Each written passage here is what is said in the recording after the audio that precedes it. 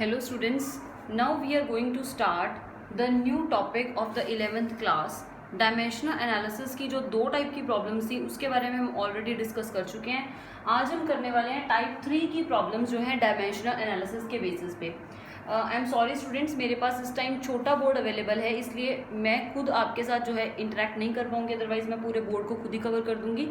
सो मैं इस तरीके से सेटिंग करने की कोशिश कर रही हूँ कि आपको जो है बोर्ड जो है वो क्लियरली एटलीस्ट विजिबल हो, एक्सेप्ट मी. ठीक है, अब देखो टाइप 3 प्रॉब्लम्स के ऊपर हम चलते हैं. जो हमने डायमेंशनल एनालिसिस की दो प्रॉब्लम्स की टाइप थी. टाइप 1 प्रॉब्लम में हमने सीखा था कि हम कैसे एक सिस्टम ऑफ यूनिट्स से दूसरे सिस्टम ऑफ यूनिट्स में मूव कर सकते हैं, वो हम ऑलरेडी कर चुके हैं. टाइप 2 के अंदर मैंने आपको बताया था कि डायमेंशनल एनालिसिस के थ्रू कैसे आप चेक कर सकते हैं कि कोई भी जो फॉर्मूला है वो डायमेंशनली करेक्ट है या नहीं. वो आपका टाइप 2 प्रॉब्लम था. अब हमने डिस्कस करना है आज टाइप 3 प्रॉब्लम डायमेंशनल एनालिसिस की. क्लास 11th का टॉपिक है.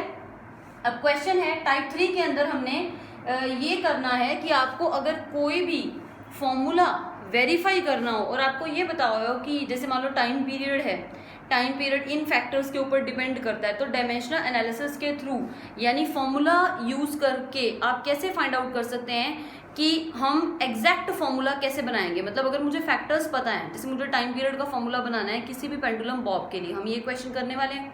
अगर ये बताया गया हो क्वेश्चन में कि जो time period of the Bob है पेंडुलम का, टाइम पीरियड जो है ऑसिलेशन का, वो इन पर्टिकुलर फैक्टर्स के ऊपर डिपेंड करता है, तो उन फैक्टर्स को यूज करते हुए डायमेंशनल एनालिसिस लगाने के बाद हम कैसे निकाल सकते हैं उसका एग्जैक्ट फॉर्मूला, वो हमने अब मेथड सीखना है. अब देखो सबसे पहले पेंडुलम क्लियर कर दूं मैं. तो पेंडुलम आपके पास क्या है, पेंडुलम जैसे कोई भी हुक के साथ यहाँ पे मैंने कोई थ्रेड जिसकी लेंथ L है, थ्रेड के साथ मैंने एक बॉब अटैच कर दिया, कोई भी एक मेटालिक बॉब, कोई भी एक बॉल ही है जिसका कुछ मास है m. अब अगर किसी भी ऑब्जेक्ट का मास होता है तो उसका मतलब उसका वेट होता है, तो वेट है डाउनवर्ड और वेट का फॉर्मूला क्या होता है, W = m/g. अगर मैं इस बॉब को यहाँ से हिला के थोड़ा सा डिस्प्लेस कर दूं, यानी इस बॉब को मैं यहाँ पे ले आई, डिस्प्लेस करने का मतलब क्या है कि इसको मैंने अपनी जगह से हिलाया. ये लेंथ है, स्ट्रिंग की लेंथ L है, बॉब का जो मास है वो m है और उसका वेट डाउनवर्ड एक्ट कर रहा है, दैट इज mg. हमने बॉब को यहाँ से डिस्प्लेस कर दिया, थोड़ा सा मूव कर दिया, थोड़ा सा हिला दिया. कितना एंगल हमने हिलाया है उस एंगल को हमने क्या सपोज किया, थीटा.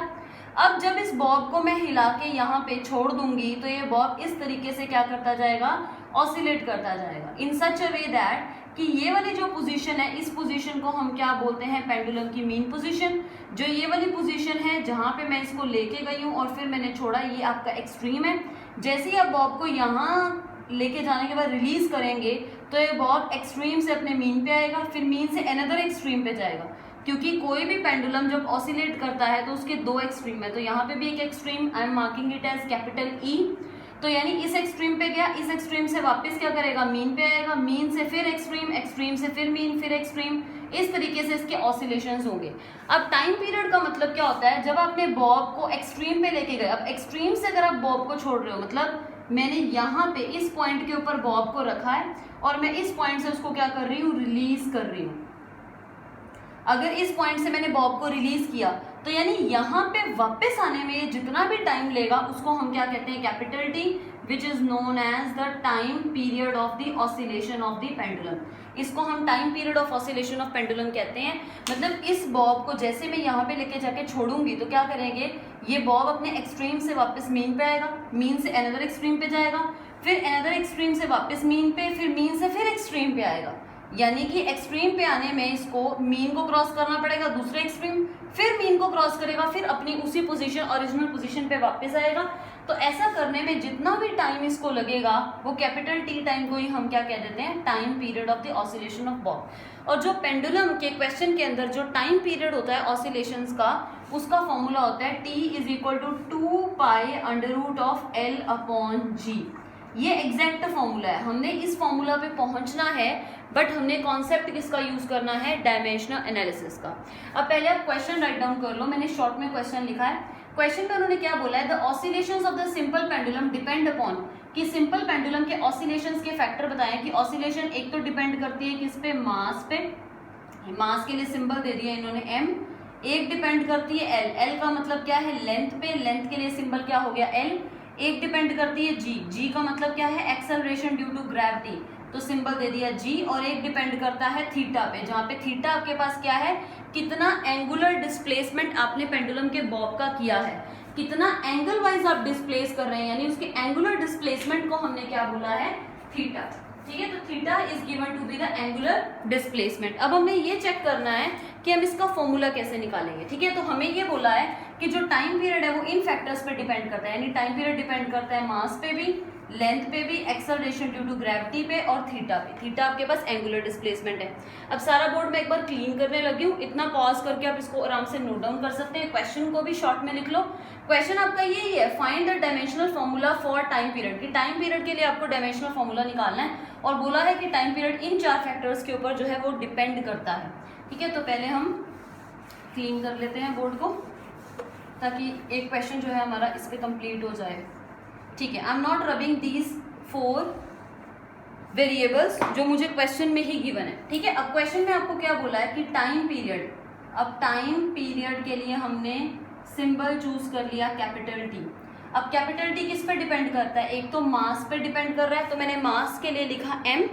अब डिपेंड कर रहा है, इक्वल टू नहीं, प्रोपोर्शनल का साइन डालेंगे, तो प्रोपोर्शनल टू m, L, एक फैक्टर है g और एक फैक्टर है थीटा। ये 4 फैक्टर्स आपको क्वेश्चन में बोले कि इन 4 फैक्टर्स के ऊपर आपका जो टाइम पीरियड है वो डिपेंड करता है। अब मुझे नहीं पता कि m की पावर 1 आएगी फॉर्मूला में, 2 आएगी, हाफ आएगी, या -1/2, कुछ भी आ सकती है ना।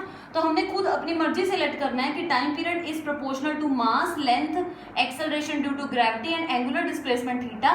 लेकिन इनकी पावर एज्यूम करनी है कि m की पावर कुछ a है, ये l की पावर b, g की पावर c और थीटा की पावर क्या है d। अब यहाँ पे अपने साइड पे लिख लेना है कि where a b c d are constants, कि ये जो मैंने अज्यूम किए हैं ये मेरे कॉन्स्टेंट्स हैं। ठीक है, अब हम यूज करेंगे डायमेंशनल एनालिसिस, तो आगे लिखेंगे यूजिंग डायमेंशनल एनालिसिस, क्योंकि क्वेश्चन हमें डायमेंशनल एनालिसिस से करना है। अब हमने डायमेंशनल एनालिसिस में क्या करना है, इनके फॉर्मूला सब्स्टिट्यूट करते जाना है। ठीक है, सबसे पहला टारगेट हमारा फॉर्मूला सब्स्टिट्यूट करना है। सबसे पहली बात, अब देखो t है, आप ऐसे लिखेंगे इसको, डायमेंशनल एनालिसिस यूज करें तो t ब्रैकेट स्क्वायर ब्रैकेट मतलब फॉर्मूला लिखना है। जब प्रोपोर्शनैलिटी का साइन डालेंगे तो इक्वल टू लिखेंगे, तो साथ में कुछ कांस्टेंट आएगा, तो मैंने कांस्टेंट कैपिटल ए ले लिया। फिर मैंने लिखा है मास का फैक्टर और उसकी पावर a है। फिर मैंने लिखा लेंथ का factor power b, acceleration due to gravity power c और थीटा की पावर क्या है, स्क्वायर ब्रैकेट्स के अंदर ही थीटा की पावर d। अब यहाँ पे भी आप लिख सकते हैं जहाँ पे k आपके पास क्या है, कांस्टेंट, क्योंकि आपने k को कोई भी कांस्टेंट सपोज किया है। अब आपको डायमेंशनल फॉर्मूला सबके पता है, जैसे कैपिटल T मींस टाइम, तो टाइम का डायमेंशनल फॉर्मूला क्या होता है, m0 l0 t1, dimensional formula ये होगा। k तो आपके पास कांस्टेंट है, तो साइड पे लिखेंगे k is constant which is dimensionless, क्योंकि k आपके पास क्या होगा, डायमेंशन लेस है, क्योंकि कोई भी कांस्टेंट है उसके डायमेंशंस नहीं होते, नंबर है जस्ट, तो यानी k के कोई डायमेंशंस आपने यहाँ पे नहीं लिखने। उसके बाद m मींस मास, तो मास के लिए लिखेंगे m1 l0 t0 power a। l का मतलब क्या है, लेंथ, तो लेंथ के डायमेंशंस क्या होंगे, m0 l और t0। और g का मतलब क्या है, acceleration due to gravity, acceleration due to gravity, acceleration का जो यूनिट होता है, एक्सेलरेशन का यूनिट याद करो तो क्या होता है, मीटर पर सेकंड स्क्वायर। इसी को देख के बना लो, तो जो एक्सेलरेशन का यूनिट है वही एक्सेलरेशन ड्यू टू ग्रेविटी का होगा, तो मीटर, यानी मास kg तो आया नहीं, तो m0, मीटर के लिए l आ गया 1, और टाइम डिवाइड में चल रहा है वो भी स्क्वायर में, तो t की पावर -2।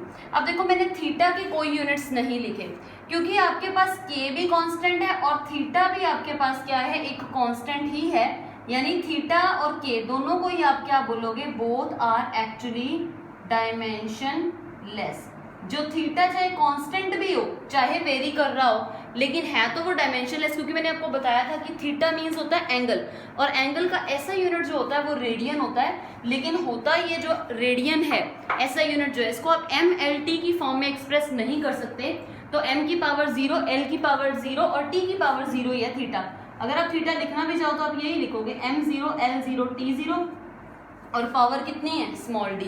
ये वाला पार्ट सारा साइड पे आपने लिख दिया कि जो आपके पास k और थीटा है ये दोनों आपके पास क्या है, डायमेंशनलेस कांस्टेंट्स हैं। अब आपने इसको यहाँ पे l की पावर b डाल दिया और ये जो g लिखा है इसकी पावर क्या चल रही है, c।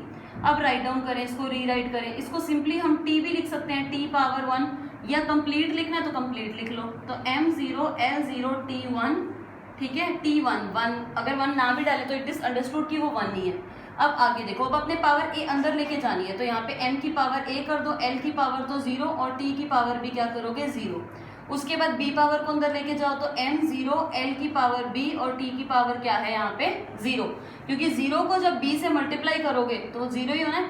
अब c को अंदर लेके जाओ तो m की पावर 0 को c से प्रोडक्ट करें 0, l की पावर 1 को c से करें तो c, और t की पावर क्या बन गई -2 को c से किया तो -2c। ये तो 0 0 0 ऑलरेडी है, तो इसको तो अगेन आप m0 l0 और t0 ही रीराइट करेंगे, ठीक है, इतना हो गया। उसके बाद हमने m के पावर्स को कॉमन करना है, तो m लिखा,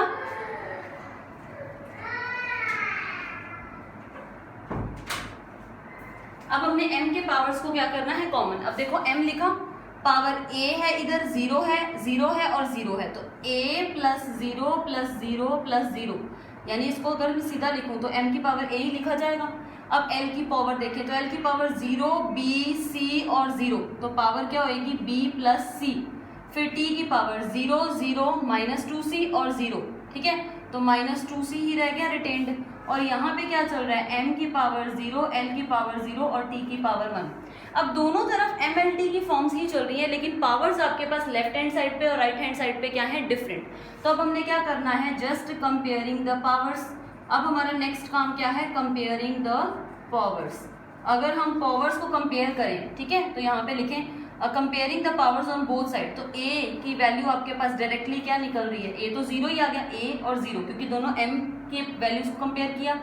अब l की वैल्यूज को कंपेयर करो, b प्लस सी और सामने क्या है 0, दूसरी इक्वेशन क्या बनेगी, b plus c is equal to 0।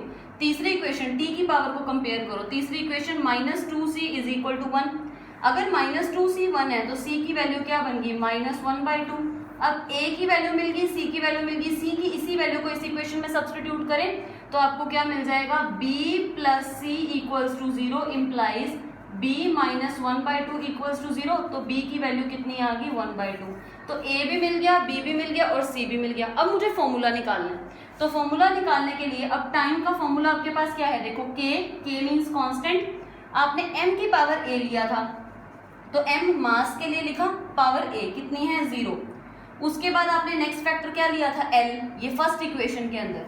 Next factor ये मैंने कहाँ से लिखा है, फ्रॉम 1, फर्स्ट इक्वेशन से लिखा है l। अब दूसरा फैक्टर l की पावर b, और b की वैल्यू आपने कितनी निकाली 1/2, तो यहाँ 1/2 आ गया। उसके बाद g तीसरा फैक्टर जिसकी पावर c थी, c की वैल्यू आपने कितनी निकाली -1/2 लिखा, और थीटा की पावर d ऑलरेडी आपका क्या चल रहा है 0 ही, क्योंकि d कहीं पे भी आया ही नहीं, क्योंकि थीटा पे डिपेंडेंस नहीं होगी, क्योंकि थीटा आपके पास क्या है एक कांस्टेंट है, तो इसकी पावर तो 0 ही है। तो आपके पास फॉर्मूला बन गया t is equal to k, m की पावर 0 यानी 1 खत्म, l की पावर हाफ है और g की पावर -हाफ को ऐसे लिख सकते हो, डिवाइड में लेके जाए तो g की power half. This can also be rewritten as k। अब l की पावर हाफ और g की पावर हाफ मतलब अंडर रूट ना, तो अंडर रूट ऑफ l/g। तो यानी देयरफॉर आपके पास टाइम पीरियड का फॉर्मूला निकला k some constant under root of l/g। अब ये जो k कांस्टेंट है इसकी एक्चुअल वैल्यू जो होती है वो क्या होती है 2π।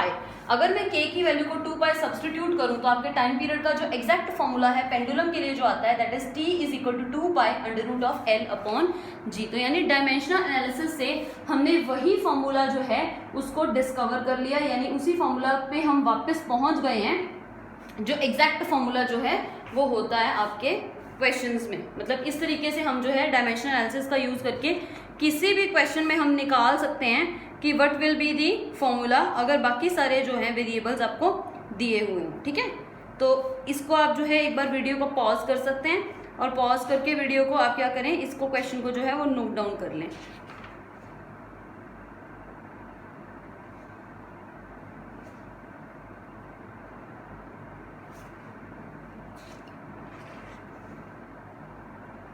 तो अब हम टाइप 3 के बेसिस पे कोई और इजी सा प्रॉब्लम जो है उसको भी डिस्कस कर लेते हैं, एक और कर लेते हैं छोटा सा कोई क्वेश्चन।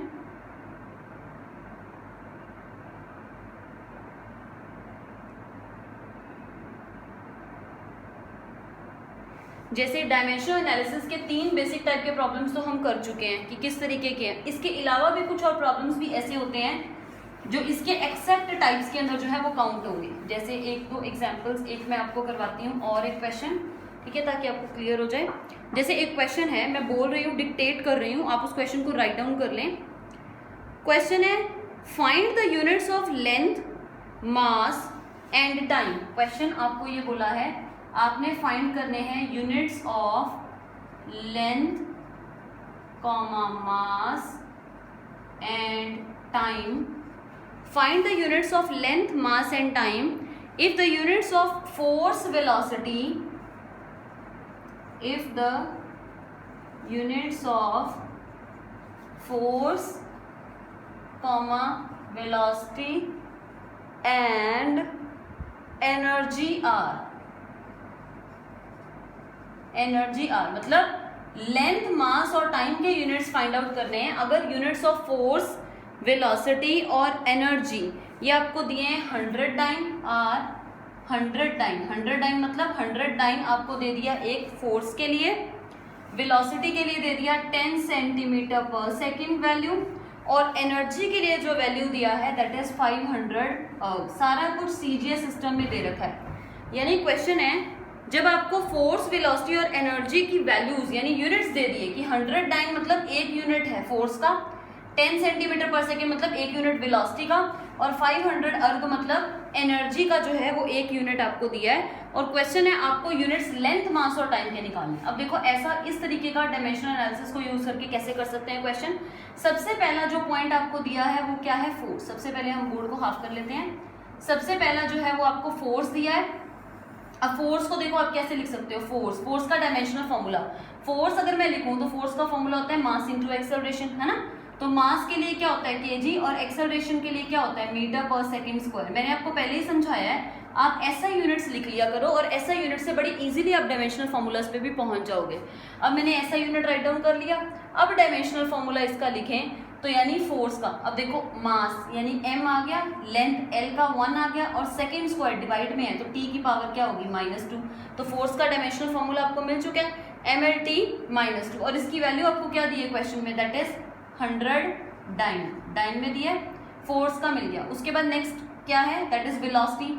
अब वेलोसिटी के लिए लिखे, वेलोसिटी का तो हमें पता ही है, वेलोसिटी मीटर पर सेकेंड है, तो मीटर यानी मास तो आया नहीं, मीटर L1 t -1 पर सेकेंड, और इसका वैल्यू जो है वेलोसिटी का आपको क्या दिया हुआ है 10 सेंटीमीटर पर सेकेंड।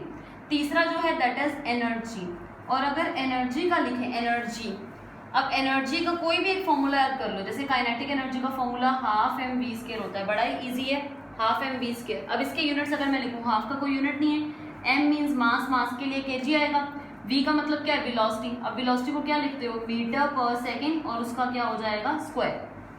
अब इससे डायमेंशनल फॉर्मूला लिखें तो kg यानी मास का m आ गया, मीटर का स्क्वायर यानी l की पावर क्या आ गई 2, और सेकंड की पावर भी क्या है 2 यानी t की पावर क्या आ गई -2, और सामने वैल्यू आपको क्या दी है क्वेश्चन में, दैट इज 500 अर्ग।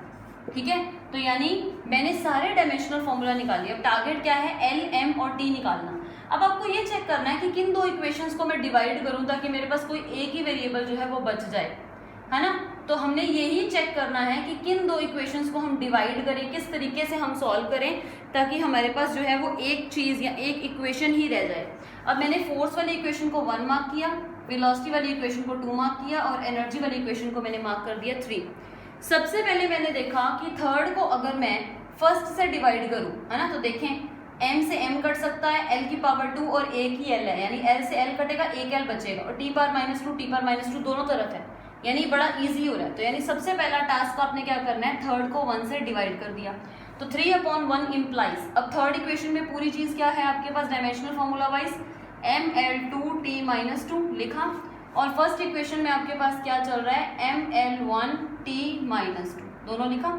दूसरी तरफ यहाँ पे आपके पास क्या चल रहा है 500 वैल्यू, ठीक है, सिर्फ वैल्यू देखनी है, और नीचे क्या चल रहा है डिवाइड में 100, ठीक है, वैल्यू ही चाहिए सिर्फ। अपने आप डायमेंशन हमें पता है, सीजीएस सिस्टम में काम कर रहे हैं, तो जो भी आंसर आएगा, अगर एल बचता है तो सेंटीमीटर होगा, अगर मास बचता है तो ग्राम होगा, टाइम बचता है तो सेकंड हो जाएगा। अब देखो m से m कट रहा है, l स्क्वायर से एक l कट गया, t power -2 t power -2 cancel, तो l अकेला बच गया ना, तो L का आंसर 2 0 कैंसिल, आंसर 5 आया। अब L मीन्स लेंथ है, तो यानी लेंथ जो है, लेंथ का यूनिट यहाँ पे क्या बन गया 5 centimetre, because we are working in the CGS system, और CGS सिस्टम में जो आपका यूनिट होता है लेंथ के लिए वो क्या चलता है सेंटीमीटर। तो L के लिए आपके पास आंसर क्या आ गया 5 सेंटीमीटर। ठीक है, तो ऐसे ही कोई और इक्वेशन दोनों को डिवाइड करके देख लो, कुछ बच जाए। अब जैसे मान लो अब मुझे टाइम चाहिए है ना, नेक्स्ट मैं टाइम पे शिफ्ट करती हूँ कि मुझे टाइम निकालना है, या टाइम नहीं निकालना तो आप मास भी निकाल सकते हैं। अब देखो जैसे कोई भी दो और इक्वेशंस उठा लो आप, जिसको भी आप डिवाइड करके कुछ भी बना सकें, या चलो बहुत ही इजी वे देखें तो लेंथ हम ऑलरेडी सॉर्ट आउट कर चुके हैं। अगर लेंथ की इस वैल्यू को मैं सीधा इक्वेशन 2 में डायरेक्टली सब्सटीट्यूट कर दूं तो मैंने क्या करना है, फ्रॉम 2 सेकेंड इक्वेशन में मेरे पास फॉर्मूला क्या है, m0 LT-1 is equal to 10 centimetre पर सेकेंड। ठीक है, यानी m0 तो खत्म, l और t-1 का मतलब डिवाइड में t, क्योंकि -1 का मतलब वो चीज़ डिवाइड में जा रही है, और इसकी वैल्यू कितनी है 10 सेंटीमीटर पर सेकेंड। ठीक है, मुझे टाइम चाहिए तो टाइम को इधर लेके आए, और l डिवाइडेड बाय यहाँ क्या कर दिया 10 सेंटीमीटर पर सेकेंड। l की value you have already solve, that is 5 centimetre put करो, तो l की जगह ऊपर 5 सेंटीमीटर, नीचे 10 सेंटीमीटर। जो सेकेंड डिवाइड में है वो असल में जाना तो ऊपर ही है, यानी वो सेकेंड यहाँ चला गया, सेंटीमीटर से सेंटीमीटर कट, 5 से 10 कट, नीचे 2 आया, और 1/2 सेकेंड का मतलब 0.5 सेकेंड, ये किसकी वैल्यू आ गई टाइम की। तो यानी मैंने टाइम भी सॉल्व कर लिया कि टाइम जो है वो कितना होगा इस क्वेश्चन के लिए। t का आंसर निकला 0.5 सेकेंड, l का आंसर निकल गया 5 सेंटीमीटर। अब एक ही रह गया, दैट इज मास। अब मास निकालने के लिए वही बहुत ईजी मेथड है कि दोनों की वैल्यूज किसी भी एक इक्वेशन में सब्सटीट्यूट कर दो। अब जैसे मान लो मैं फर्स्ट इक्वेशन उठा लेती हूँ, ठीक है, तो यहाँ पे अब वीडियो को आप पॉज करके इतना पार्ट लिख लें एक बार, ठीक है। इसके बाद अब हमने L भी निकाल लिया है, T भी निकाल लिया है, अकेला M निकालना रह गया। तो M निकालने के लिए फर्स्ट इक्वेशन में दोनों वैल्यूज को सब्सटीट्यूट कर दो, यानी अब हमने क्या करना है, दोनों वैल्यूज को सब्सटीट्यूट कर देना है इन दी फर्स्ट इक्वेशन। तो यानी अब ML1 और T-2 ना, तो T नीचे जाएगा तो T का स्क्वायर, और सामने वैल्यू क्या है 100। अब फर्स्ट सेकंड थर्ड इक्वेशन हम ऑलरेडी बना चुके थे, तो इस इक्वेशन को मैंने मार्क किया फोर्थ, और इस वाली इक्वेशन को मैंने मार्क कर दिया फिफ्थ। तो यानी फ्रॉम, अब दोनों इक्वेशन से वैल्यू सब्सटीट्यूट करें, तो from fourth comma fifth value डाल दें, तो M यही रहने दें, L की वैल्यू 5 सेंटीमीटर निकाल चुके हैं, तो लिखा 5 मल्टीप्लाइड बाय 5, सिर्फ नंबर्स लिखने हैं हमने, ठीक है, डिवाइडेड बाय T का स्क्वायर, टाइम का एक्चुअल वैल्यू 0.5, जिसको 1/2 भी लिख सकते हो, तो 1/2 का क्या कर दोगे स्क्वायर, और सामने क्या आ गया 100, तो ये बन गया M मल्टीप्लाइड बाय 5 अपॉन 1/2 का स्क्वायर, 1/4 हो गया। अब ये 1/4 नेक्स्ट स्टेप में ऊपर जाएगा, तो इसको ऐसे लिख सकते हो M multiplied by 5 multiplied by 4, और सामने क्या है 100। आपको M की वैल्यू चाहिए, तो M की वैल्यू क्या होगी, अकेला M रखें तो 5 × 4 100 के नीचे जाएगा, तो इट बिकम्स 100 डिवाइडेड बाय 5 × 4, ठीक है। दोनों को 5 4 से कितना होता है 20, सीधा प्रोडक्ट करके यहाँ पे मैं लिखूँ तो 5 × 2 20, 0 से 0 कैंसिल, 2 को इससे क्या कट करोगे तो 5 आया आंसर, तो 5। अब सिर्फ रह गया यूनिट, क्योंकि सारा काम CGS सिस्टम में हो रहा है, तो यानी मास का जो यूनिट होगा वो क्या होगा ग्राम, तो आंसर आपके लिए मास का क्या बन गया 5 ग्राम।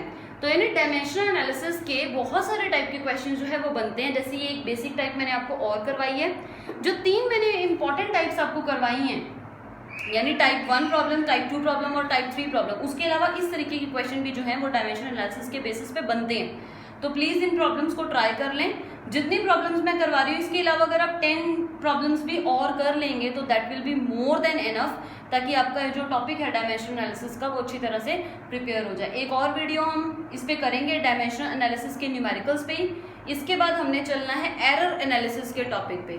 तो आई होप दैट कि आपको समझ में आ गया होगा आज का काम, और प्लीज़ इसको साथ साथ नोट डाउन करते जाएं, फेयर कॉपी पे इस काम को जो है वो साथ साथ आप करते जाएं, जितने क्वेश्चंस भी आप ट्राई कर सकते हैं उनको ट्राई करते जाएं, and thank you so much.